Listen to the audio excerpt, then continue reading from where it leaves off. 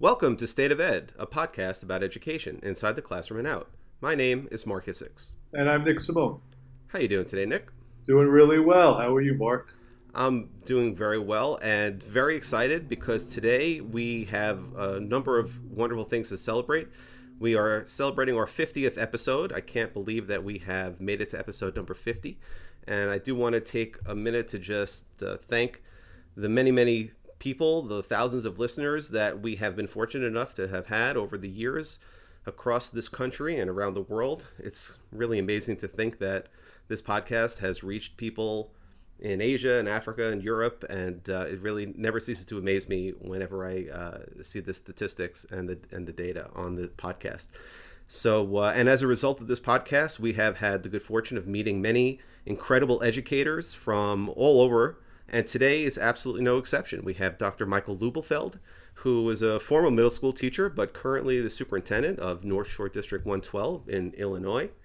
The 2017 Superintendent of the Year in Lake County. He was also awarded the 2021 Administration and Supervision Distinguished Alumni Award from Loyola University of Chicago School of Education.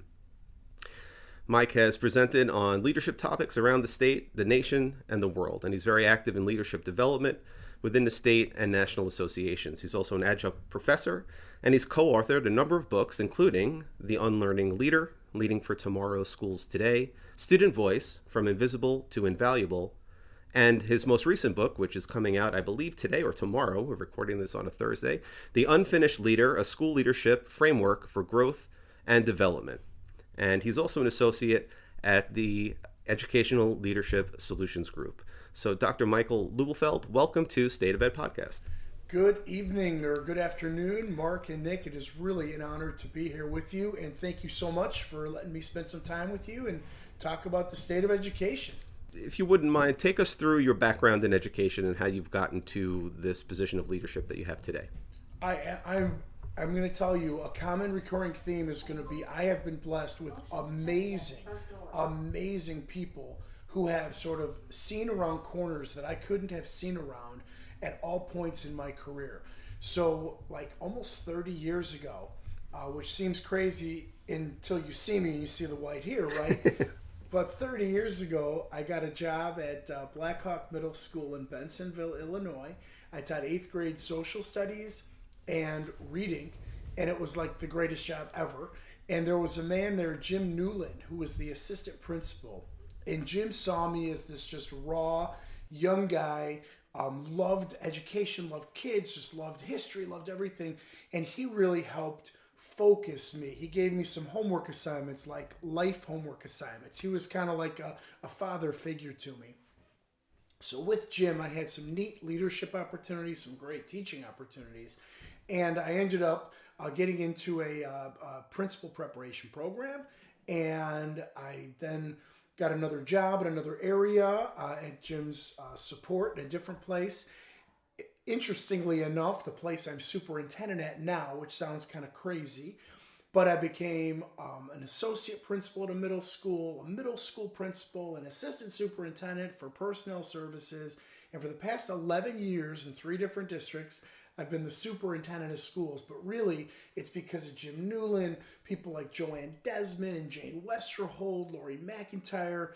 I mean, you name it. Brad Black, Brent Clark, Mort Sherman. I can just go on and on about the people, Rich Volz, who have been mentors, coaches, guides, and inspirations. And believe me, I'm leaving out a ton. But they helped guide me, coach me, and stretch me, push me a little bit and say, hey, why don't you do that? Or have you thought of that? And I'm telling you guys, it's crazy, but here I am today with you. When you rattle off all those names, it's a theme I always have is that there are great educators everywhere. You know, you're in this one little community, one part of the country, and you have all these people who have inspired you. And of course, I can't wait to hear about your remarkable accomplishments. But we have ours on Long Island. There are great educators in Tennessee. I just wish more and more people, we always hear so much about the negatives of education, but there are so many remarkably talented, inspirational educators all over the country. And it's great that you're starting this by acknowledging the impact that they all had in every different way of your career. So thanks for sharing that. I just love hearing it. Oh, Even though I thank don't you. know, even though I don't know any of them, I'm sure they're wonderful. They're fantastic. No, thank you, Nick. I think you're absolutely right. It's so easy to focus on deficits, no matter what we're talking about, whatever the subject. My goodness, though, especially that we're in education, we're caregivers, caretakers, and we really do find the good in people. People have so many assets, and really, I mean, we'll get into it a little bit. Talk about the teachers in my current district and the other districts where I've been lucky enough to serve. The teachers are heroic. And again, I just think that's a recurring theme. So, yeah, we'll keep the positive vibes going without a doubt. Great. Now, sharing the wealth in terms of credit, isn't that one of the key characteristics of good leadership? It could be. I stand on the shoulders of giants who have lifted me up, Mark. I'll tell you that. I've one of my favorite books and most impactful books in leadership is The Leadership Challenge by Kouzes and Posner. They studied for like decades, right? Leaders in all kinds of industry, education, manufacturing, banking, you name it. And they came up with this acronym, MICE-E. And they said exemplary characteristics of leaders include the following. They model the way, they inspire a shared vision, they challenge the process, they enable others to act, and they encourage the heart. So I think somewhere in all of that really is paying homage and tribute to those who stood before you and next to you that helped you move to wherever you are. I love that acronym. I'm going to have to write that one down. Mark's going to be using that, just so you know. Awesome. I'll give a highlight. I'll give a shout out to Jeff Zoll, one of my buddies and mentors. And he really introduced me to that concept, and it's really impacted me for years. Oh, I was planning on taking full credit for making it up. I wasn't sure if that was clear or not. Okay. No, he doesn't. That's not Mark's style. He always gives credit. Always gives credit. The title of your book is The Unfinished Leader. What exactly is an unfinished leader? I'm so glad you asked. Myself and Nick Polyak and PJ Capozzi, good buddies, good friends, two other superintendents and authors, we had the backdrop of this crazy pandemic, right? So the three of us are each successful leaders. We're blessed with wonderful boards and wonderful teachers and administrative teams. We've been very lucky to have success. However, we don't rest on our laurels, nor should any successful leaders, in our humble opinions. We also never really have arrived and we've done it and then we're done.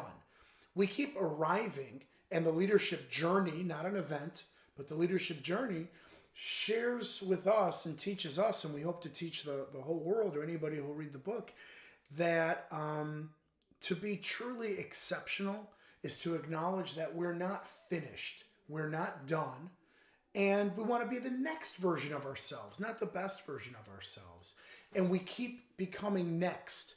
We don't keep becoming best. And essentially, that's really the concept. Now, we lay out a framework with 6 parts and 6 big components, and we had some phenomenal people write commentaries and voices from the field, and they talked a little bit about the context of our world in that state and time. However, the unfinished concept is meant to be timeless and meant to go on forever. And we say, hey, keep iterating, keep trying, keep succeeding. If you fail, get back up, right? And you're not really finished. Keep going, because there's the next version of you, there's the next set of challenges you have to apply, and there's the next leadership successes and or trials and errors or opportunities that you're going to have. Did you share this concept with your district, with your administrators that work beneath you? Have you ever translated this to the teachers that work under you and having them understand that there are unfinished teachers as well, that we're always on this journey? Or is this not something you've made that connection with? Well, not yet, Nick. Okay. Now, but it's cool that you say that. I mean, part of it is, yes, because everything I do, I hope embodies that we're on a continuous journey and we'll keep trying to do stuff. And what works, we replicate. What doesn't work, we acknowledge, communicate, and shift and reiterate. So I do acknowledge that to everybody, the community, the teachers, the staff, the administrators. However, officially, the book is released tomorrow, and no pressure for anybody to read it, of course. I did get a author's copies, for my board members and for the members of the leadership team. throughout the next months and years and through any publications or communications, I absolutely hope to have opportunity and create appropriate opportunities to share the messages from the book and the lenses from the book. The concept of unlearning is something that I do bring forth quite a bit, and that's from mine and Nick's first book. And Student Voice, I actually was invited by some of the faculty and some of the principals to make presentations on Student Voice, what it meant to me, what it meant to the authors of the book, and what the concept was.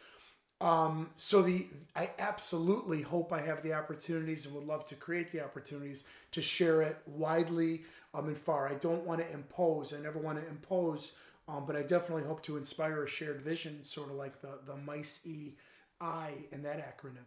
I don't know, Nick, if you were thinking what I was thinking as Michael was describing, all these different concepts and these characteristics, but it reminded me a lot of Thomas Friedman, who was a columnist for the Times, and his notion of always being beta, where in the 21st century you've never arrived and you never spike the football and do your touchdown dance, but you're always iterating and you're always moving forward and learning from trial and error and learning from experience. And that is sort of the mindset, which is a complete departure of the mindset of the 20th century, which is, dominate, conquer, and then you've won.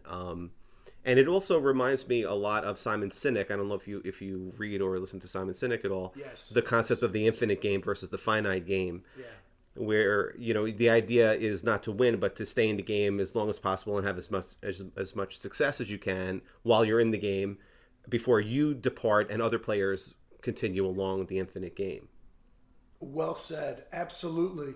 We refer to Cynic with the why, finding our purpose, reiterating our purpose, recalibrating our purpose, realigning our purpose, and that concept is absolutely correct. We're in it. We're in this game.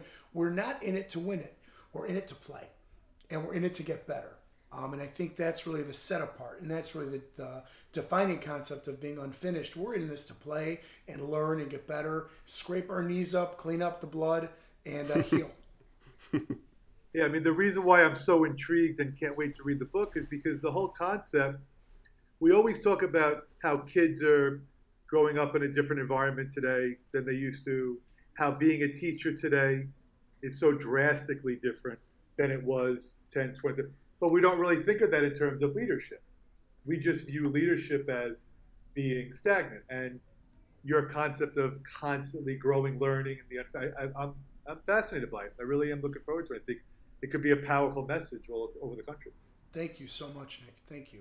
How has leadership changed in your perspective, Michael, from even the time that you became a superintendent 11 years ago until today, obviously in a pandemic, which is a unique set of circumstances to say the very least? This last year, or as some would say, this last 5 years in 1 year and 12 months has been an accelerant, and I'm hoping and believing that it's been an accelerant for adaptive changes that are to the good, or the silver lining, or positive. Let's freeze frame, though, from 2020 backwards, prior to the pandemic. What I've noticed most about leadership, and specifically the superintendency, is, I'm an N of 1 in the organization. And while if we look at the United States, with 50 states and maybe 14,000 school districts and 14,000 superintendents, you go to Illinois with 850 school districts, 850 superintendents, we're really a limited quantity. So most people say there's too many of us anyways. But one of the greatest changes from the past 11 years in my superintendency has been the notion of being alone. So the N of 1 in traditional times has been very lonely, isolating, very, very different. What I've noticed really has been the importance and the emergence of the associations, the professional associations, whether it's the 4 superintendents in my neighborhood, whether it's the 25 superintendents in my county, whether it's 100 superintendents in my region, our connection and our deliberate, intentional efforts to make this a non-lonely profession and make this an inclusive, collaborative profession post position, and to really help us understand that we are part of the team. Yeah, we might have the stars on our shoulder, as using a military metaphor. We're part of the team, and our job and our role and our function is resource and support in logistics and operations and development. So my short answer, that was my long-winded administrative answer. My concise answer is the greatest change that I've seen in positions like the one I hold are that our aim and our focus is to develop other leaders to make them better. And I've seen that as being the real focus versus being the sage on the stage and the guy or the woman with all the answers and information. It reminds me of when FDR was asked, who would want to be president, especially at the time when he was taking office in the Great Depression and between wars. And FDR famously responded, "Who wouldn't?" Which spoke to his mindset and his character. But given the immense pressures facing the modern superintendent, is it fair to ask who would want to be superintendent right now? Well, it's funny you say that. I often ask my executive assistant, Audrey, why on earth are we doing this job sometimes? However, I also have the good fortune, pleasure, and blessing to co-lead aspiring superintendent academies at the national level and at the state level. I've done it in Mississippi and I do it in Illinois with Nick Polyak and Courtney Orzel. And together for the past 6 years, we have taught close to 225 aspiring superintendents. About 30 or 40% have either become a superintendent or moved up, in the hierarchy. So we not only ask that question all the time, every year in a cohort, we attempt to answer that question. And who wouldn't want to be a superintendent is an answer that I would give you probably 9 days out of 10. And the reason I would say that, one day is just really stressful and it's been a rough year. But 9 days out of 10, it's because we genuinely have the opportunity to have an impact and a legacy on tens, hundreds, and thousands of people. It's an awesome, overwhelming responsibility. It's humbling at its core, yet it's real, and the impacts may never be known, but they're all going to be felt. And that's why anybody and everybody should aspire to be whatever leadership post they want to lead, whatever leadership post they want to be, and being a superintendent is exceptionally rewarding. I absolutely love it. Do you think when you observe your team of administrators underneath you, and I guess your college class you teach, I'm assuming is about school leadership? It is. It's principal prep, usually, sometimes superintendent prep. Do you feel like you're a really good judge of who you think is going to be the next exceptional superintendent? You think you have a good gauge on that? It's funny you asked that, Nick. I have been a believer in and a user of dispositional, behavioralistic selection instruments since about 2007. And I work with a company. I used to work for the company, consulting. Now I'm just a client partner, just a guy that uses them. We select for talent, and the phrase we use is we select one more like our best. And let me just share briefly. Each of us has talents. The Big Five personality theory puts all of us on 5 different continuum. Are we able to work in a team or are we not? Are we able to be open-minded or are we not? Are we neurotic or emotionally stable? I'm more on the neurotic side. Do we have a good work ethic? So on and so forth. So when I'm selecting one more like the best, whether it is a teacher or a custodian or a secretary, a maintenance worker or an assistant superintendent, the themes are different, but the concept and the structured process is the same. So talent is what we're judging and we're assessing is about 50% of the equation. What I'm really good at doing with my intuition is taking a look at their educational experiences, their professional experiences, and their chemistry, their fit. Are they fit for this job? Are they going to make it? So I can do a nice job of judging, assessing about 50% of the real predictive validity of their performance if I'm lucky enough to actually assess them or appraise them using these interview tools and instruments. I can tell you with confidence about 85% of the time I'll be right. How important, since you're talking about these various characteristics, how important is empathy right now compared to at any other point in your educational career? I'll tell you this, Mark, it's exceptional. I will tell you, let's pretend that we all exist on a pyramid, right? The foundation has to be stronger, it's going to tip over. So the foundation really is comprised of your drives and your values. And your values are part of where the empathy comes, but the rung right above the drives and values are work style. So are you responsible? Are you conscientious? Are you driven? You're going to get some results. But then right above it is relationships. So empathy transcends this pyramid, as I'm talking about, with a foundation of various layers. To truly be empathetic and to listen with empathy, to genuinely understand the position of the other person and the other party, and to genuinely feel and emote. It's absolutely critical. What is it? The 3 R's in leadership are relationships, relationships, and relationships. So, yeah, short answer, exceptionally critical. So apparent that you must be an incredible person to work for. I mean, your compassion and your passion and your dedication. But in 11 years, there's got to be one person that maybe wasn't thrilled with you. How do you learn to deal with the people that might not react the right way to your leadership? As I get older, Nick, it becomes easier, to be quite candid with you. Okay. I'm 52 years old right now, and I've been doing this for 28 years. So when I was a principal in my late 20s, early 30s, I didn't have very thick skin, and it would affect me, and I'd be very upset about it because, yes, there have been. What I've been recently saying in my community, which I adore, and the board is amazing, and they support me, and the parent community has been great. Very, very direct community, very, very honest and forthright.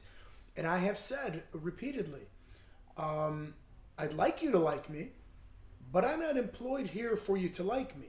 If I wanted you to like me and if I wanted to make friends, I would sell ice cream, a quote I attributed to Steve Jobs.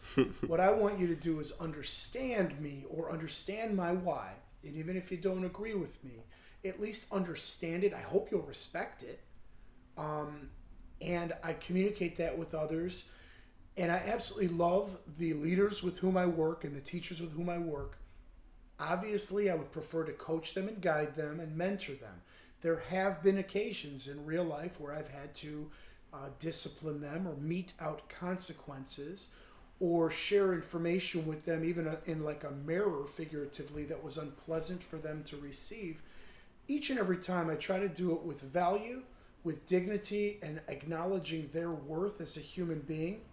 Each and every time. Each and every time.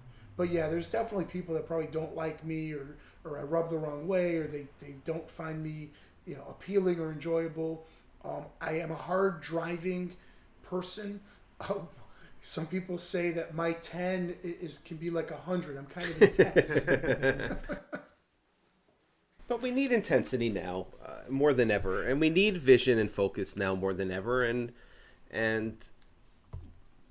I've been an administrator for a number of years now, and any person who's put in a position to make decisions is going to win over some people and going to earn the rancor of others, and that there's no escaping that. And when you magnify the intensity of a situation like the last 14 months in a pandemic, when the consequences of decisions are at an all-time high because they can literally mean life and death to individuals, that becomes magnified as well. And there's a reason why the superintendent makes more than everybody else in the organization, is because the weight of having to make those decisions is so significant, and that's not easy work, and it takes thick skin, and it takes experience, and it takes a steady hand if it's going to be done well. In your book, you challenge the reader to ask, what am I willing to get fired for? So explain what you mean by that. I sure will. So I'm going to give credit to an amazing lady named Dr. Janelle Miraz. She was a special education central office administrator with whom I worked in my last district. And she's a great lady, and she's fun, and she's friendly. And she would talk to us when stuff was coming up, right? And stuff was getting complicated or controversial. And she'd say, all right, guys, what are you willing to throw your keys on the table for and walk out? So it was like a leadership lesson we would talk about in our executive leadership team. What happened? What are you thinking? And in some of the leadership development that Nick Polyak and I do, we start with core values like know thyself. What are your core values? And it's easy to say, oh, family and faith and friends and health and this and that. Okay, yeah, really. So what are really your core values that you live by? What is your spouse going to say are your core values? Now you understand your core values, and guess what? That's your ethos. That's your foundation. And if somebody ever asked me to violate that, and if that somebody was a superordinate, or in my case, the Board of Education or the community, I'd say absolutely not. I'm not doing it. And if it's wrong against my values, and if it's bad for children or bad for staff, or if it compromises anything ethical or moral or legal, the heck with it. I'm willing to get fired for it. I'm going to throw my keys on the table and walk out. That's really what we need, sort of that intensity of you better know yourself, because guess what? People aren't going to like you. And they're not going to like what you stand for all the time. And they're not going to agree with you all the time. But guess what? If you've got a thoughtful, reasoned, value-based, ethical-based, coherent, and competent message, you keep it. In a job like mine, you're going to hear from 5, 10, 15% of the people that think that, the decision makers are morons. We're not. We understand. Can't change it just because you get 2 complaints. Even 100 complaints, you can't change it. What do you stand for? So really, I appreciate you asking that. That's an answer, or a response to that is anything that's going to ask me to even remotely suggest that I cross the line. Absolutely not. I know being a superintendent, the responsibilities are endless, and they're coming from all different directions. I get. What part of the job do you love the most? What aspect of it do you live for and wish you could do 24 hours a day? Creating conditions that are going to help students be happy, joyful, have solid social, physical, emotional, and academic experiences by the decisions I've made, or the conditions I've created, or the support I give to a leader, a district leader or a school leader. The kids are always at the heart, Nick, no matter what. The kids, I may physically be farther away from the classroom and from the students and the job I have.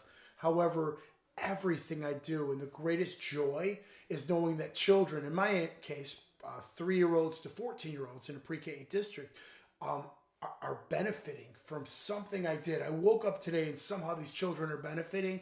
That drives me to wake up every day and go to work with a smile on my face.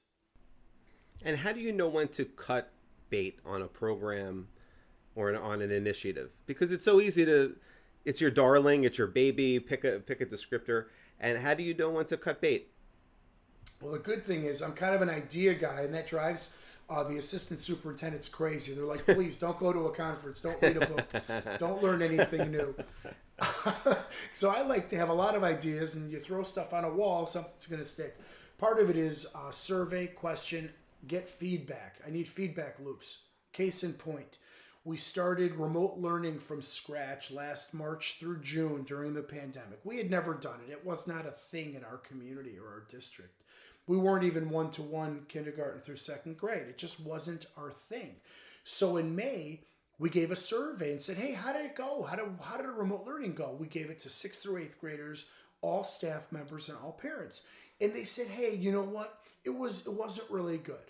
Okay, you guys you tried. We appreciate you tried, but it wasn't good. Here's what was not good. We took those actionable steps and we fixed it for the fall. But then we're not done, right? Because it's continuous improvement and we're never finished. So then in October, we said, hey, we're back. How's remote learning going? They're like, well, you're less bad. They're like, your effort is great. We're trying it. However, this is good. This isn't. We made improvements. But it became crystal clear, all kidding aside, that one of the initiatives we had was not working. We had a couple hundred kids in the middle school. We tried something we thought made sense for remote learning. It failed.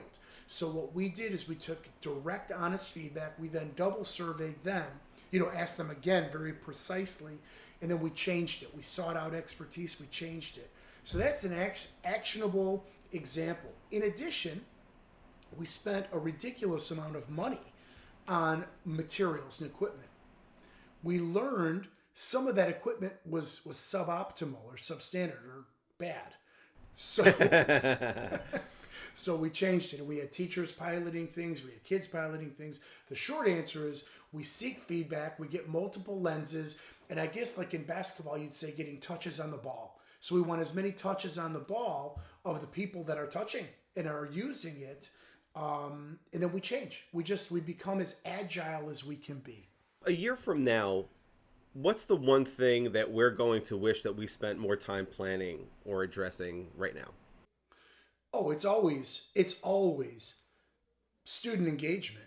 It's always student engagement. The secret sauce, pandemic or not, the secret sauce, elementary or high school, the secret sauce, the art or science of teaching, both. Student engagement. Are we measuring the student voice and their perspectives, their perceptions, their experience? Are we speaking with them? Are we making their third grade experience, as an example, the most imaginative, incredible, impactful experience? And are we doing that each and every year with each and every grade and being fresh and inventive? So that's pandemic or not.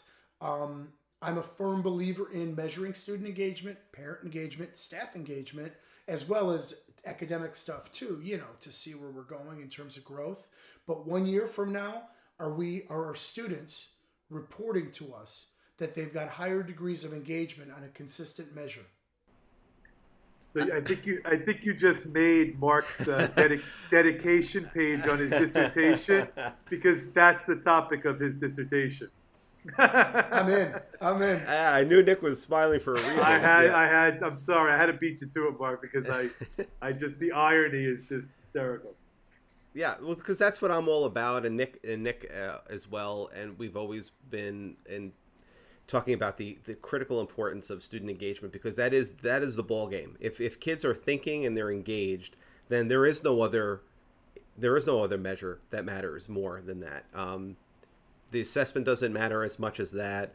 Nothing matters as much as that, because from there you're going to build young men and women who can stand on their own 2 feet and be successful. However you define success, it doesn't matter how you define success. They will be successful when they leave your halls, and they're going to leave your halls. They're supposed to. The question is, in that finite amount of time that you have them, how do you maximize their God-given potential, and how do you maximize the brain that they were, to whatever degree they're capable? Let's push them to that, whatever that top level is for them. And we don't have to. Not everyone's going to an Ivy League school, and nor should they. We need everybody to make up this community of people in our society. So I had a great conversation with a student the other day who loves automotive. He's brilliant in the world of automotive. He was telling me stories about cars that he's fixed, and he's lighting up like you can't even imagine. Sure. But the reason I'm meeting with him is because he's in jeopardy of not graduating high school because of courses that don't have anything to do with automotive. That's not where his love and his passion is. So he can express his brilliance and his genius and his talents through that particular modality, if you will, or that discipline, if you will, through that passion. And that's got to be enough in terms of how we define the work that we do, instead of trying to follow in the cookie cutter industrial mode or model that really characterized the education system in the 20th century. We're not in that century anymore. Amen. Absolutely agree. Wholeheartedly agree. I got an amen, Nick. When was the last time I got an amen? During the pandemic, there have been so many witty, humorous, and yet depressing tweets, from educators. But the one that I will never forget is somebody sent out, teachers are so upset because kids are not responding from remote learning at home. And they said, well, the only difference between now and before the pandemic is now they're not paying attention. Before the pandemic, and that goes back to your emphasis on student engagement. So, I was going to ask one more real tough question. So, if you could wave a magic wand, you're in charge of education all over America, and you get to change one thing, you get to have your dream, what would that be? Oh, that is such a great question. Oh my goodness.